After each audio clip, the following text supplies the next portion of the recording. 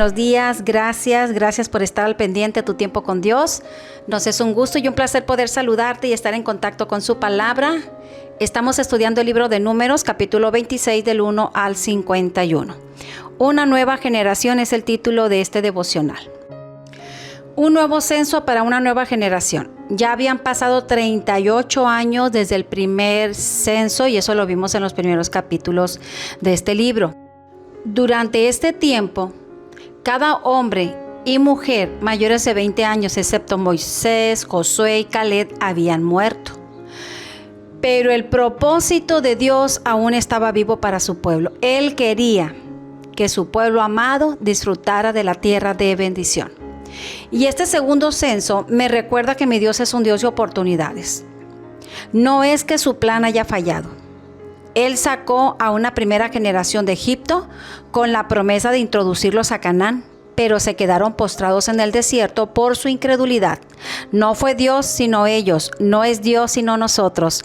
Dios es fiel, Dios no es hombre para que mienta ni para que se arrepienta. Dios no falla, si Él dijo, Él lo hará, pero no puede obligarnos. Tenemos que tener el espíritu de Caleb y de Josué y creer por la fe que Dios siempre abrirá la puerta de bendición.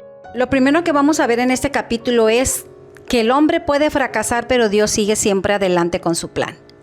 Prácticamente quedó una generación joven que está aprendiendo que con Dios no se juega. Acaba de acontecer una mortandad de 24,000 que incurrieron en pecados de fornicación e idolatría, e hicieron que el furor de Jehová se encendiera y gracias a Fines se detuvo la mortandad. Esta nueva generación tenía que saber y entender que el pecado tiene sus consecuencias y que Dios no pasa por alto tales pecados. Y va de nuevo. Dios va a comenzar una nueva obra con un nuevo pueblo. La generación más joven está a punto de entrar a la tierra prometida, así que hay que organizarse. Ellos deben de creer lo que Dios les dijo que hay en esa tierra. Ya no mandarían espías, tenían que creer las promesas y no ser como la primera generación incrédula y quejumbrosa. También podemos aprender en este censo que todos somos importantes para Dios. Este censo era para conocer el número de personas que conformaban las tribus, como aquellos que podían ir a la guerra. Esto nos enseña que cada persona es valiosa e importante para Dios. Saber que pertenecemos a un pueblo bendecido, pero que también nos enseña que debemos estar organizados para alcanzar mejores resultados. Recuerde que donde no hay orden, hay desorden, y el pueblo de Dios debe de ser un pueblo ordenado. Si tomáramos este principio en nuestras iglesias, ¿cuántos pueden salir a la guerra y pelear? ¿Cuántos estarían capacitados para luchar por lo que nos pertenece? ¿Cuántos dispondríamos nuestras fuerzas, el tiempo para unirnos y para ser entrenados en la oración, en la palabra, en el ayuno, para combatir con los enemigos que se levantan y se levantarán? Para que no crucemos el Jordán, conquistemos y tomemos posesión de esa tierra llena de bendición. ¿Cuántos estaríamos en la lista de Dios como soldados entrenados, dispuestos a todo para luchar por la iglesia, por la familia, por nuestra ciudad, por sus promesas, por bendiciones? Porque hay bendiciones que te persiguen, pero hay otras que tenemos que luchar por ellas. Este segundo censo también serviría para la repartición de la tierra de Canaán. La tierra de Canaán era muy grande y para todas las tribus había un lugar. Toda la tierra era fértil, una tierra de pozos llenos de agua, de ríos, de frutos.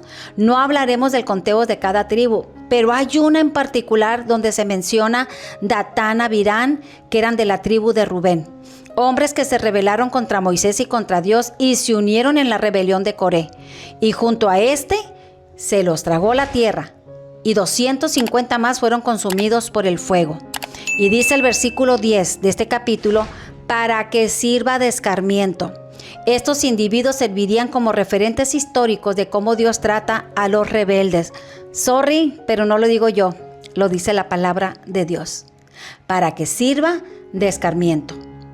Esta generación joven tenía que aprender que rebelarse a la autoridad puesta por Dios es peligroso, porque Dios es quien pone y Dios es quien quita. Otra enseñanza que ellos deberían de aprender era la obediencia, pues la obediencia siempre llevará a alcanzar las promesas. Y para terminar, podríamos decir que el primer censo Como referencia, cuando ellos salieron y ahí en el monte, ¿verdad? Hace 38 años, en aquel monte Sinaí se hizo el conteo, se hizo un primer censo. Israel tenía 603,550 hombres listos para la guerra. En el segundo censo, para entrar a la tierra prometida con esa generación joven, había 601,730 hombres dispuestos ya para pelear. 38 años habían pasado y entonces encontraron una pérdida de 1,820 hombres, un número levemente inferior. De la tribu de Simeón se dice que su número disminuyó considerablemente como resultado de su pecado. Y también habla de que la tribu de Judá, Manasés, Benjamín y Aser aumentaron su número. Esto nos enseña que por causa del pecado siempre habrá pérdidas, mientras que la obediencia siempre traerá abundancia. ¿Listos para la guerra? ¿Listos para conquistar nuestras promesas?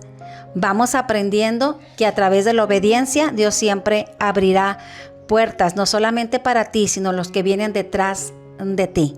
Pero también por causa de la incredulidad podemos quedarnos a un paso de la bendición y no aprovecharla. Así que este ha sido el devocional del día de hoy. Que la gracia de Dios te acompañe. Bendiciones y nos vemos el día de mañana. Gracias por escucharnos. Nos vemos el día de mañana. Y recuerda que no hay mejor tiempo que tu tiempo con Dios. Dios te bendiga.